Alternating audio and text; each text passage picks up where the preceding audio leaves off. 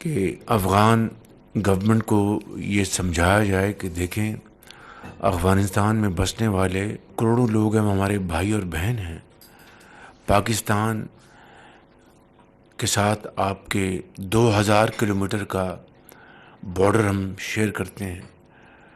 اور پاکستان نے اپنے افغان بھائیوں اور بہنوں کے لیے ہمیشہ اپنے خلوص دل کے ساتھ جو کچھ بھی کیا اپنا فرض جانتے ہوئے کیا، اور باوجود اس کے کہ ہمارے اپنے وسائل جو ہیں وہ لامحدود نہیں، محدود ہیں، اس کے باوجود 40 لاکھ افغان یہاں پر پاکستان کے یہاں پر دہائیوں سے یہاں پر رہے، اور ان کے لیے تمام ہم نے بندوبست کیا۔ ہم اپنا جو بھائی چارے کا جو رشتہ ہے اس کو ہم قائم رکھیں گے، لیکن اب اس کے نتیجے میں جس طریقے سے وہاں سے جو دہشت گرد افغانستان سے آپریٹ کر رہے ہیں ان کو کھلی چھٹی ہے،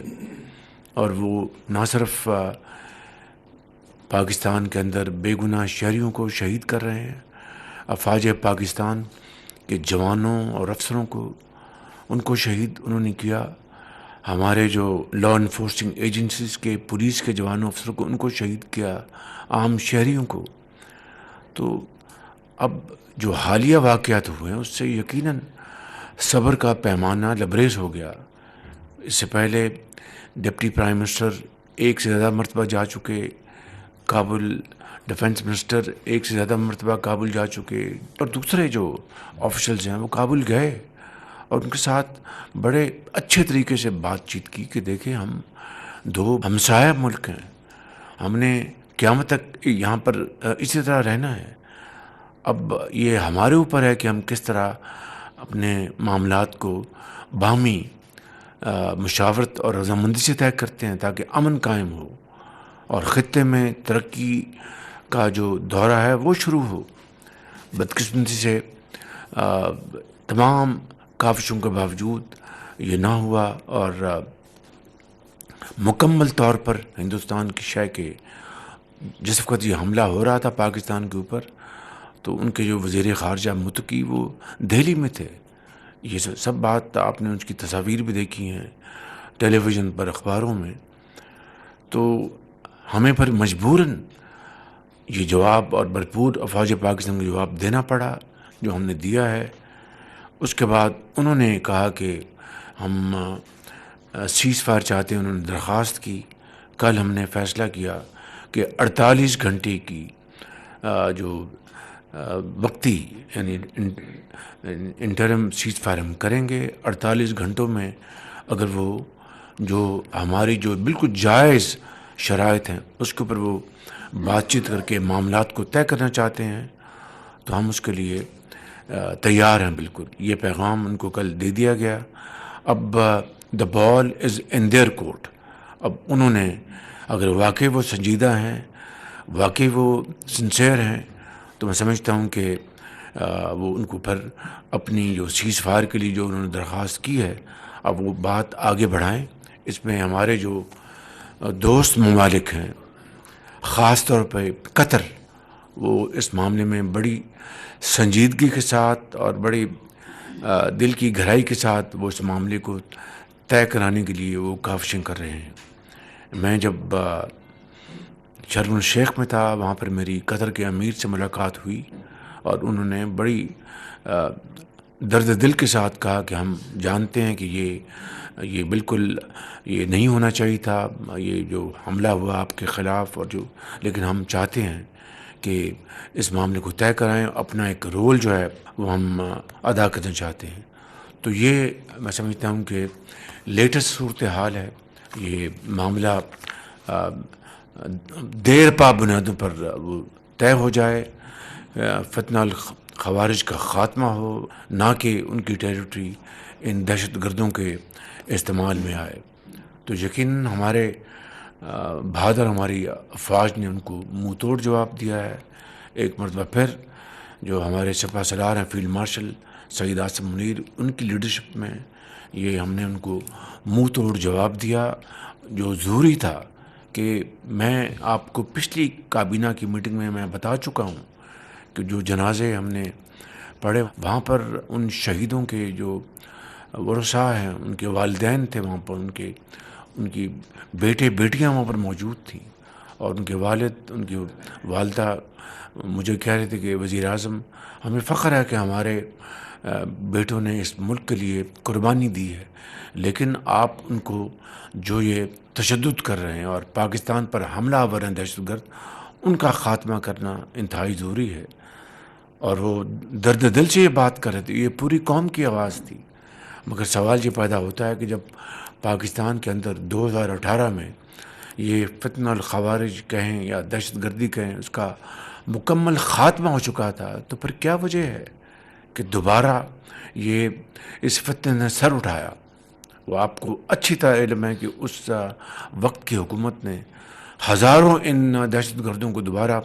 کھلی چھٹی دی اور ان کو خوش آمدید کہا پاکستان میں، اور یہ بنیادی وجہ ہے کہ اس فتنے نے دوبارہ سر اٹھایا۔ یہ جو سیز فائر افغانستان حکومت کی یہ درخواست پر وجود میں آئی ہے، یہ ٹھوس شرائط پر یہ لانگ ٹرم سیز فائر ثابت ہو، لیکن اگر یعنی صرف وقت بائی کرنے کے لیے کیا، ٹائم بائی کرنے کے لیے کیا ہے، تو اس کو ہم قبول نہیں کریں گے۔ شرم الشیخ میں الحمدللہ جو سیز فائر کے اوپر ایگریمنٹ ہو گیا غزہ میں، مگر 74,000 بچے بچیاں، جوان، مائیں، بہنیں، بیٹیاں، بزرگ شہید ہوئے۔ اور جب یہ سیز فائر کے لیے اسلامی ممالک جس میں پاکستان بھی شامل ہے پوری طرح اپنے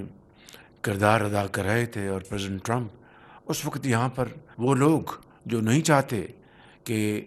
امن قائم ہو، وہ اس کی آڑ میں سیاست کرنا چاہتے تھے۔ مجھے آپ اپنے دل پر ہاتھ رکھ کر بتائیں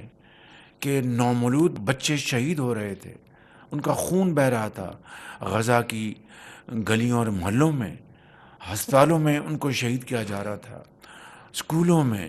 ہر جگہ ان کو نشانہ بنایا جا رہا تھا۔ اس وقت یہ کہاں تھے؟ میں پوچھتا ہوں کہ آپ سب اپنے آپ کو ان کی جگہ پر اگر رکھیں تو کیا آپ اللہ تعالیٰ کی مدد کو نہیں پکاریں گے کہ یا اللہ یہ کیا ظلم ہے کہ میرے لیفٹ دائیں بائیں بچے اور بچیاں شہید ہو رہے ہیں، ان کو کوئی بچانے والا نہیں؟ یہ جاتے جا کے اوپر جنگ بند کروا لیتے، جنگ رکوا لیتے، وہ خون جو بہہ رہا تھا اس کو بچا لیتے، اس کو رکوا لیتے، تو ہم سب ان کو سلام کرتے۔ مگر اس کی آڑ میں سیاست کرنا، یہ کہاں کا اصول ہے؟ یہ کہاں کا انصاف ہے؟ یہ کہاں کا اسلام ہے؟ یہ کہاں کی برادری ہے؟ یہ کہاں کی بھائی چارہ ہے؟ تو میں سمجھتا ہوں کہ آج اگر وہاں پر خون بہنا بند ہو گیا ہے تو یہ بہت بڑی اچیومنٹ ہے، اور اس کے لیے میں پھر ایک مرتبہ پریزیڈنٹ ٹرمپ کو اور تمام اسلامی ممالک جنہوں نے اس میں اپنا کردار ادا کیا ہے، خاص طور پر قطر نے، سعودی عربیہ نے، ایجپٹ نے، جارڈن نے، اس کے علاوہ یو اے ای نے، ترکی نے بڑا اپنا بھرپور رول ادا کیا، اور معاہدے جو سگنیٹریز ہیں وہ پریزیڈنٹ ٹرمپ کے علاوہ ترکی، ایجپٹ اور قطر، یہ 4 ممالک سگنیٹری تھے، اور پاکستان بھی اس میں شامل ہے، انڈونیشیا بھی اس میں شامل ہے۔ ہم سب نے مل کر جو اپنا جو رول ادا کیا ہے، پاکستان نے اپنا فرض اس کی ادائیگی کی ہے، اور اس کے لیے جو کچھ بھی ہم نے کیا وہاں پر نیو یارک میں میں تھا، ڈپٹی پرائم منسٹر تھے، پھر واشنگٹن میں میں تھا ان کے ساتھ، پریزیڈنٹ ٹرمپ کے ساتھ فیلڈ مارشل تھے، ہم سب نے مل کر اپنا رول ادا کیا، اور آج الحمدللہ وہاں پر شرم الشیخ میں معاہدہ ہوا، اور پھر آپ نے دیکھا وہاں پر لوگ سجدہ ریز ہوئے، خوشیاں منائیں، بچے سڑکوں پہ نکل آئے، ان کے ہاتھوں میں جھنڈے تھے، اور مائیں ان کی آنکھوں میں میں خوشی کے آنسو تو نہیں کہوں گا، لیکن ایک سکون کے آنسو تھے کہ سکون قائم ہو جائے گا۔ ایک اللہ تعالیٰ کا شکر ادا کر رہے تھے کہ اب ہمارے بچے اور بچیاں مزید شہید نہیں ہوں گے۔ تو اس سے بڑی میں سمجھتا ہوں کہ خون رکوانے کے لیے یہ جو کاوش ہوئی ہے، اس کی اگر تعریف نہ کی جائے تو کیا کیا جائے؟ لیکن سنجیدگی کے ساتھ اگر آپ اپنے آپ کو ان کی جگہ اپنے آپ کو رکھیں ان دیر شوز، تو آپ کو پتہ چلے گا کہ یہ جو 74,000 لوگ شہید ہوئے ہیں وہ عصر حاضر میں اس طرح کی بدترین ظلم کی اور کوئی مثال نہیں ملتی دنیا میں، دیکھتی آنکھ نے ایسا ظلم پہلے کبھی نہیں دیکھا۔ تو ہمیں اللہ تعالیٰ کے حضور شکر بجا لانا چاہیے کہ اللہ تعالیٰ کے فضل و کرم سے وہاں پر امن قائم ہوا۔ اگلے جو مراحل ہوں گے اس کے لیے پاکستان کا موقف بڑا واضح ہے، فلسطین کی ریاست قائم ہونی چاہیے اور فلسطینی بھائیوں اور بہنوں کو ان کا حق UN کی قراردادوں کے مطابق ملنا چاہیے۔ اس کے لیے پاکستان نے ہمیشہ آواز اٹھائی ہے اور انشاءاللہ جب تک کہ وہ اپنا ان کو نہیں ان کا حق مل جاتا آواز اٹھاتے رہیں گے۔ اسی طرح اپنے کشمیری بھائیوں اور بہنوں کے لیے بھی پاکستان نے ہمیشہ آواز اٹھائی اور انشاءاللہ آواز اٹھاتا رہے گا۔ IMF کا الحمدللہ سٹاف لیول ایگریمنٹ ہو گیا۔ میں شکریہ ادا کرنا چاہتا ہوں اپنی ٹیم کا، منسٹر فائنانس کا، سیکرٹری فائنانس کا اور درجہ بدرجہ تمام ہماری منسٹریز جو ہیں جنہوں نے اس کے لیے دن رات کام کیا ہے، کوشش کی ہے، ان کا بھی میں شکریہ ادا کرنا چاہتا ہوں کہ سٹاف لیول ایگریمنٹ ہو گیا اور اب انشاءاللہ اب اگلی قسط ملے گی۔ لیکن this should be the last programme Pakistan should have ever made with IMF۔ This should be the last programme. کیا پاکستان اس لیے ہمارے سے وجود میں آیا تھا کہ ہم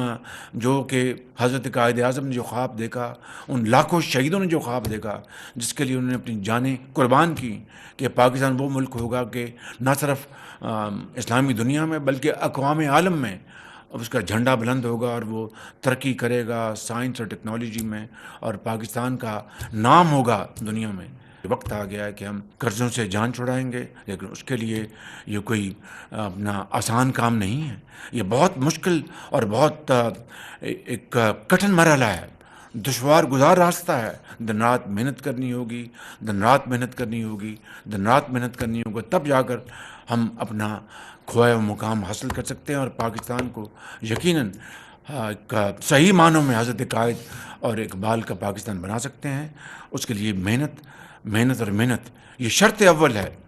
کوئی اس میں کسی کو غلط فہمی نہیں ہونی چاہیے۔ تو مجھے امید ہے کہ انشاءاللہ آپ سب مل کر اس میں اپنا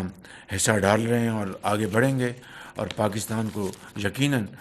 آپ اقتصادی طور پر اتنا توانا کریں گے کہ جس طرح آج مارکہ حق کے بعد پاکستان کی آواز دنیا سن رہی ہے، تو جب آپ اقتصادی طور پر آپ ترقی کریں گے تو وہ آپ کی آواز میں وزن ہوگا اور دنیا آپ کو دیکھے گی۔ Let's make this commitment to the people of Pakistan and Allah Almighty that we will work untiringly and make Pakistan truly a livable place and a country, a state which Qaid had envisioned and for which millions gave their lives and walked thousands of miles on barefoot with this hope, ardent hope, that there will be a country where hard work, honest of purpose and merit will be the order of the day. Thank you very much. بہت شکریہ۔ وزیر اعظم شہباز شریف کی وفاقی کابینہ اجلاس میں گفتگو۔ ان کا کہنا تھا کہ افغان حکومت کو کئی بار سمجھانے کی کوشش کی، افغان بھائیوں کے لیے جو کچھ کیا اپنا فرض سمجھ کر کیا۔ افغانستان میں دہشت گردوں کو کھلی چھوٹ دی گئی، دہشت گردوں نے فوجی جوانوں اور عام شہریوں کو شہید کیا۔ حالیہ کارروائیوں کے بعد صبر کا پیمانہ لبریز ہوا۔ جب پاکستان پر حملہ ہوا تو طالبان کے وزیر خارجہ دہلی میں تھے، ہم نے مجبوراً افغانستان کو جواب دیا۔ وزیر اعظم نے مزید کہا کہ افغان طالبان کی درخواست پر 48 گھنٹے کی جنگ بندی کی، اگر وہ سنجیدہ ہیں تو بات آگے بڑھائیں۔